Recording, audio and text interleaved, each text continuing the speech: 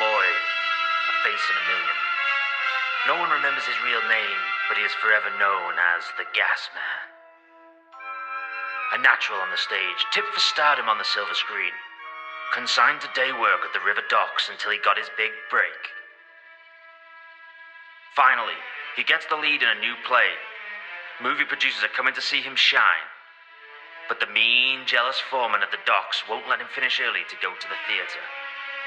Leaning on his wits and guile, the young man hides in a coal cart headed for town. But then, disaster strikes. Tired from his work, the young man falls asleep, missing his stop.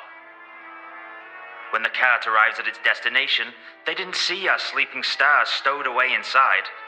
The boy actor, tipped for stardom, was instead tipped into the furnace. The Gas Man. They say he screamed and screamed and screamed, but to no avail. But the mystery continues.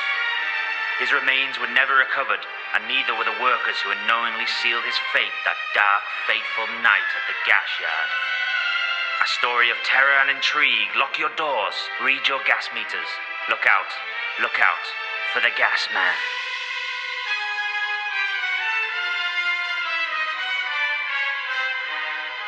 The Gas Man. In cinemas, October 31st. Book your tickets now.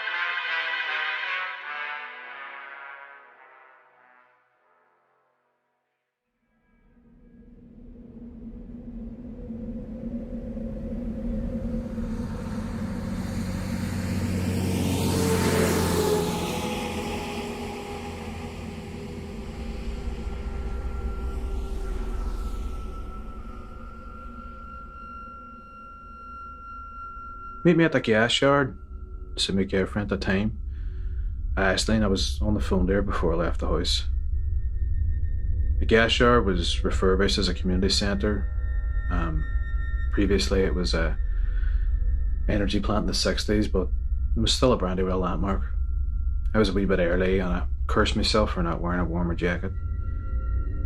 At that point we were together about 4 years. 4 Halloweens of her giving me stick for not dressing up. You're going to stand out not wearing a costume. She had a point. I was shivering, and I put on a wee smile for the ladies coming out of the Zumba class. Every one of them looking at me like I'd just been stood up. A judgmental delight that I probably deserved. They all set off down the hill. If it wasn't for the endless hiss of the wind, everything was silent.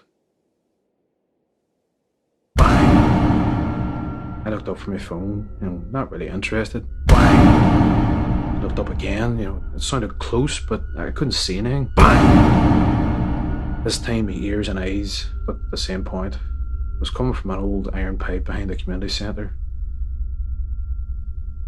The pipe looked totally out of place, like from a different time. I wonder why I'd never noticed it before, and moving closer, the sound of the hissing wind only got louder, although it was more sheltered. I leaned down, put my ear to the pipe. What I heard was clear enough. It's a curious experience when you hear something so awful, you have no point of reference for it, but still you know. It's a human voice. The voice is screaming in pain. I jumped back, leaving my frozen solid lungs behind me, and ran. Moments earlier, the front of the community centre was brightly lit, with people hanging around outside, but now it was dark and deserted. I was looking around for someone. Anyone. Over toward the tree line, there was a steep grass slope, and behind the trees, the floodlights of the football stadium came on. There was no matches that night. The grass slope was lit up like an amphitheatre, and edging toward me from the trees, slow, was a star attraction. The Gas Man. The skin was bright red. It was bubbling all over, as if there was something boiling underneath it. The only part of him that wasn't red were the whites of his eyes and teeth. moved towards me, the wet grass scorched with every step he took. I wanted to run, but it was frozen. When he was close enough to smell, his smile grew even wider. Are you a ghost? He threw up his arm as if to call an applauding audience to order. I was blinking in the heat, like I was standing too close to the bonfire. In a sudden, violent lurch, he was on top of me. He grabbed my forearm with his right hand. The pain was so bad it took me a few seconds even to register. I twisted and screamed. I was trying to free my arm from his grip. I felt a one knee in agony. He knelt down so we were face to face.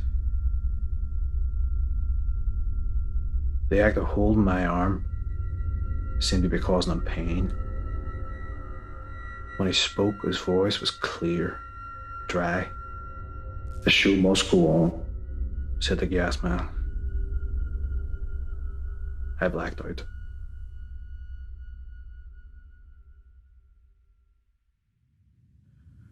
I didn't need to dress up for Halloween after that. The sight of the tiger stripe burns where the gas man's fingers grabbed me were enough to terrify anybody, Halloween it or not. I had nightmares for years. I would jump like I just sat in a nail every time the heating came on. Aisling left. After a while I tried to keep busy, but there were too many sleepless nights. I couldn't keep a job down. I woke up this morning feeling a bit better. It's Halloween. No nightmares. I mean, a couple hours sleep last night saw me through. Except when I came down to the kitchen for my breakfast, my mouth felt dry, sooty. I poured cold water from the tap into a mug, and suddenly the pain returned to my arm. I couldn't look down at the scars. The mug was shaking in my hand, and the water was cold a second ago, but it was boiling now. Feeling an intense, scalding heat in my ear, a voice whispered to me, "The show must go on."